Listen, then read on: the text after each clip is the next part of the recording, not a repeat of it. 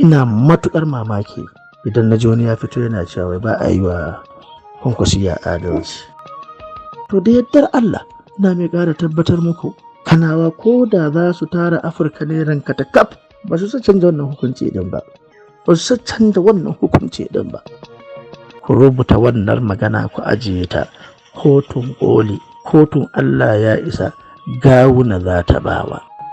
Daka ya mai girma Sanata Rabi'u Musa Kwankwaso, mu ba za mu rena ka ba, ko ba mu san ba duk wanda zai rena ka ba, duk wanda zai maka rashin kunya sai da karfin mu ya kare. Za mu taka shi kowa ya sai mun fito mun gaya masa bi iznillahi da yardar Allah.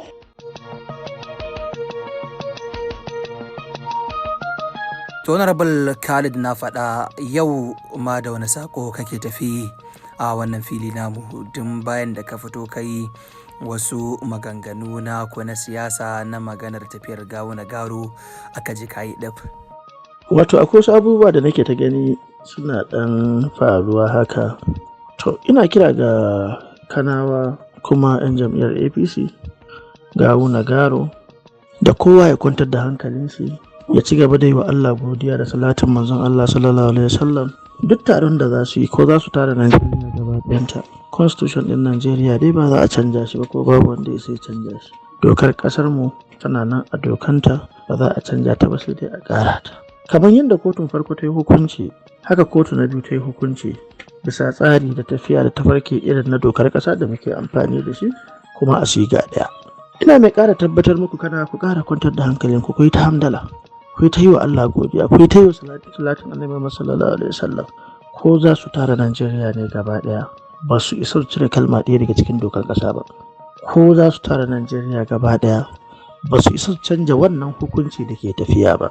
Ko za su tara ƙasar nan gaba ɗaya, kar kowa ya ji komai. Shure-shure ba ta hana mutuwa. Muddin dai wannan doka da aka yi amfani da ita a kotun farko, da yardar Allah za a sake amfani da ita a kotu na biyu, kuma haka na kotu na uku. Idan kuka duba tsarin yadda shari'ar take tafiya ta ɓangaren NNPP, su maimakon abun ya zanto sauƙi-sauƙi, a ko da yaushe lamarin nasu ƙara kwaɓewa yake yi, ba kuma don kawai ba saboda son kai da yadda aka zalunci al'umma, aka cutar da al'umma, aka ci hakkin talaka. A tarihin duniya ba mu taɓa ganin gwamnatin da ta yi irin abin da gwamnatin Kano ta yi ba. Yaushe ne za ka zo ka samu gwamnati da ƙasa mai kare dukiya, mai kare al'umma, mai kuma kawo mata kyakkyawan tsaro da inganci da ilimi da koma menene. Shi ita gwamnati ana kira idan ba ta baka ba, bai kamata ko ta amsa da ƙarfi daga gare ka ba.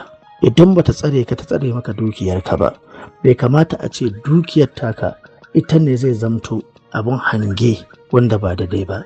Yanzu fi sabilillahi ba na tunanin akwai wanda ya ji daɗi ko kuma akwai wanda suke jin daɗi abubuwan da gwamnatin jihar Kano ta zo tana yi ba.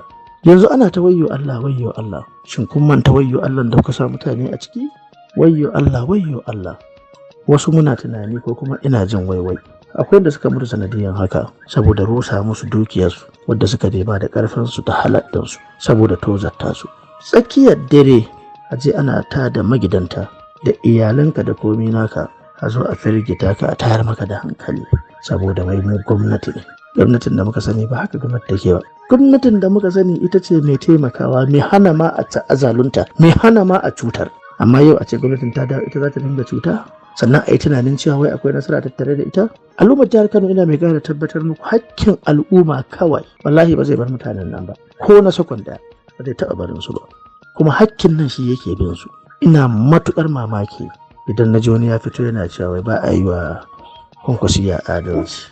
Yaushe ne kin fara da rashin adalci, kin fara da rusa al'ummanki, kin fara da taka al'ummanki, wanda na yi imani na tabbata cikin mutanen nan da aka rusa wa dukiya, aka walakanta dukiyarsu, na yi imani akwai wanda suka zaɓi Kwankwasiya daga cikinsu, kuma akwai Kwankwasiyan daga cikinsu. To wacce irin sakayya ce daga sanyin safiya? Yadda kuka yi daga sanyin safiya, haka ita kotun kanta take daga sanyin safiyan, sannan kuma rana ta yi aka haska kotu ta biyu.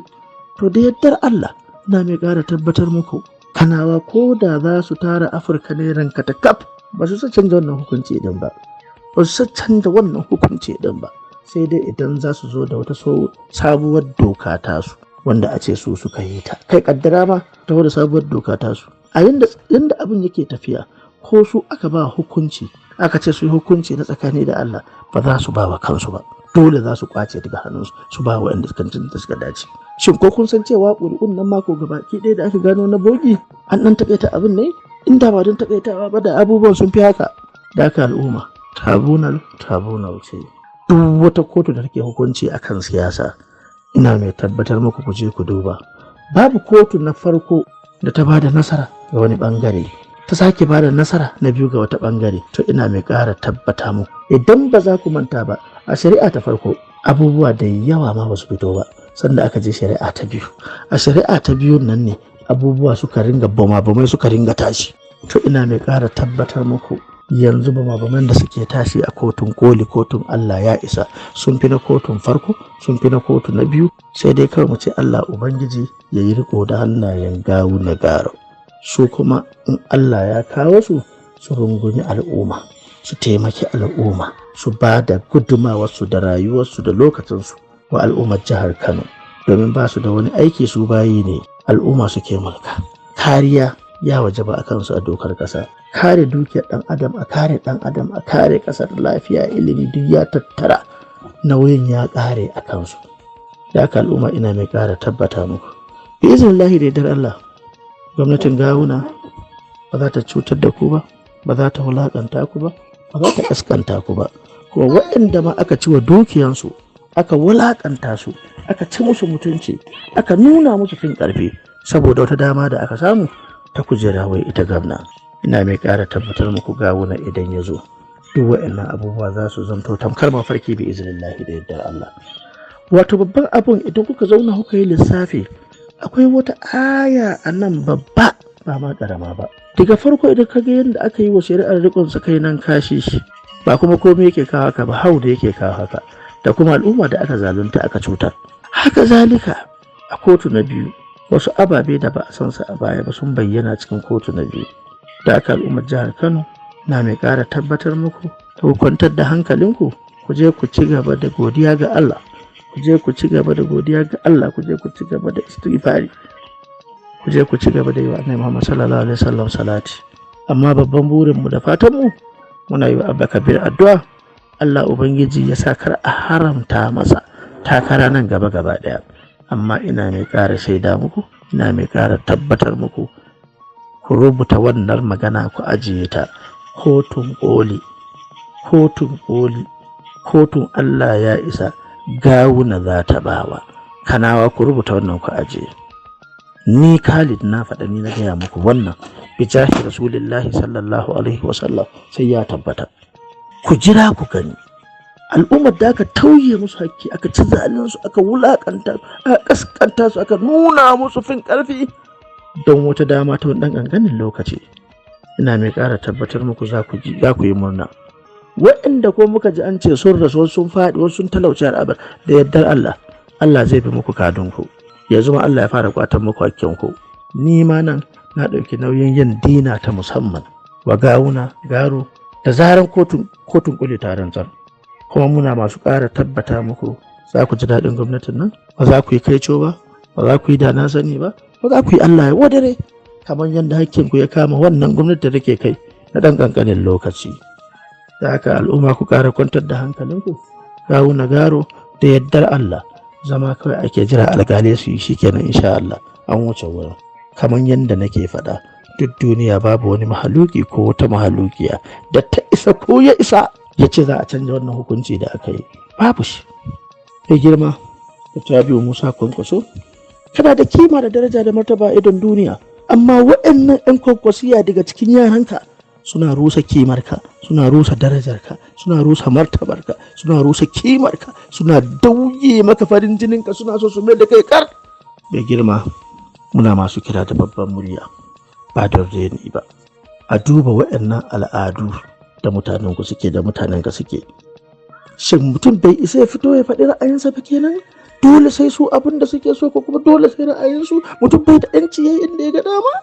Mai girma Sanata Rabi'u Musa Kwankwaso, al'ummanka daga cikin mutanenka ba sa ganin kima da daraja da martaba na al'umma da na malamai. Yanzu kwanan nan na ga da suke ta zagin wannan trial din, da wannan malamin da ya fito yi magana akan Bula Bukarti, shi ma gashi nan an zo ana ta tsine masa albarka. wannan ita ce ɗabi'a da girma. Ya kamata ka tsawatar, ya kamata ka hana, ya kamata ka dakatar, saboda yana daga cikin abin da yake karya tafiyar Kwankwasiya. Rabi'u Musa Kwankwaso, muna masu ƙara tabbata maka a matsayinka na uba, za mu ci gaba da maka biyayya a matsayinka na uba. Amma fa daga cikin 'ya'yan naka, walau ƙannenmu ne ko yayinmu, suna nan banda rashin albarka, babu abin da suke wa mutane. Wannan kuma yana daga cikin abin da yake dafar da taurarinka, yake kaskantar da kai. Sannan waɗannan abubuwa da suke tozarta ka suke yi, saboda a koda yaushe kowa cewa yake tarbiyar ka ce. Mu ko ba za mu so mu ji haka ba a matsayinka da uba a gare mu. Dole mu daraja ka, mu martaba ka, saboda Allah ya baka wannan darajar, ya baka wannan martabar. Amma fa waɗannan masu irin wannan ɗabi'a a cikin Kwankwasiyan nan suna rusa ka, suna dafe maka taurarinka da komai naka, ba don komai ba saboda rashin tarbiyya. Sannan kuma ana ikirari wai irin tarbiyyar da ka ba su kenan. Ba za mu bari sunanka ya ɓaci ba, ba za mu yadda sunanka ya ɓaci ba. Amma waɗannan fa ba ƙaramin ɓarna suke yi ba mai girma. Sanata Rabi'u Musa Kwankwaso ba ƙaramin ɓarna suke yi ba, suna ɓarna, suna fasadi. Yau abin ya tashi da kan 'yan siyasa, ya koma har ɓangaren malamai. Su fito su zagi uban kowa, su zagi uwar kowa, ba kuma don komai ba, wai saboda ya fito ya ce shi ga nasa. Wani ko bai ce nasa ɓangaren gashi nan ba, ko da kwanakin ba irin Abba Hikiman nan, babu irin asadin da ba su mar ba, babu irin tsinuwar da ba su masa ba. Hasali ma na ga bidiyoyinsa da yawa inda shi ma ya fito yana kokawa akan hakan. Wasu daga cikin Kwankwasiya, yanzu wannan ita ce tarbiyya da za a ci gaba da yi. Kuma na kalli bidiyon Abba Hikima ya faɗi abin da yake faruwa, da sam abin da nake faɗa. Abba Hikima yana cewa suna koran maka al'umma, suna riba ka da al'umma, suna kuma jawo maka taurarinka suna dafewa. Wannan ne na faɗa na ƙarshe. Haka mai girma, muna masu ƙara kira da babban murya da ya kamata a fito a tsawatar. Duk mutumin da yake so ya tsira da mutuncinsa, ko kuma yake kare mutuncinka da kimarka da darajarka da martabarka, idan fa bai kare maka wannan ba fa, ya mai girma sanata, wallahi tallahi ba mai ƙaunarka ba ne, ba masoyinka ba ne. Saboda fasadi ake, kuma ana danganta abun da ɗarikarka, ana danganta abun kuma da kai. Mu kuma za mu ci gaba da kariya, mun sanar ba tarbiyar ka bace, ba kuma tarbiyar da ka ba al'umma ba kenan. Amma fa gaskiya mai girma, Dr. Rabi'u Musa Kwankwaso, mutanen nan suna rusa ka. Wawaye daga cikin al'umma Kwankwasiya suna jawo maka baƙin jini, suna jawo maka rashin daraja, suna rage maka martabar ka idan duniya. Tunda kowa yau ya kasa idanuwa yana jira yaga ta ina za ka fito kai magana domin ka tsawatar akan wannan abu, amma shiru ake ji. To ya mai girma, lokaci ya riga da yayi da za mu fito mu sanar da kai, ko da mu da muke gefe muna ganin ababe da ke faruwa a kotu ina da ina. Akwai mutane da yawa wanda aka koran maka, kuma wallahi ba komai ya kore su ba, sai wannan daƙiƙanci da wasu daga cikin waɗanda suke ikirari 'yan Kwankwasiya suke yi. Da haka ya mai girma Sanata Rabi'u Musa Kwankwaso, mu ba za mu rena ka ba, ko ba mu samu ba duk wanda zai rena ka ba, duk wanda zai maka rashin kunya sai da ƙarfin mu ya kare. Za mu taka shi, kowa ya sai mun fito mun gaya masa bi iznillahi da yardar Allah. Kai ba abin renawa bane, ba abin kaskantarwa bane, ba abin yasarwa bane a siyasar mu ta arewa. Amma fa wannan abin yana mugun illata ka. To gaskiya mai girma, waɗannan suna lalata abu, suna wargaza abu, suna nun duniya ba ta ɗaukar ka da kima yanzu kamar da sosai, ba kuma komai ya jawo ba. Wallahi irin yara ana ta baka sharri wai kai ka musu wannan koyi da training din. Ya kamata mun san ba haka bane, amma ya kamata ka fito ka tsawatar.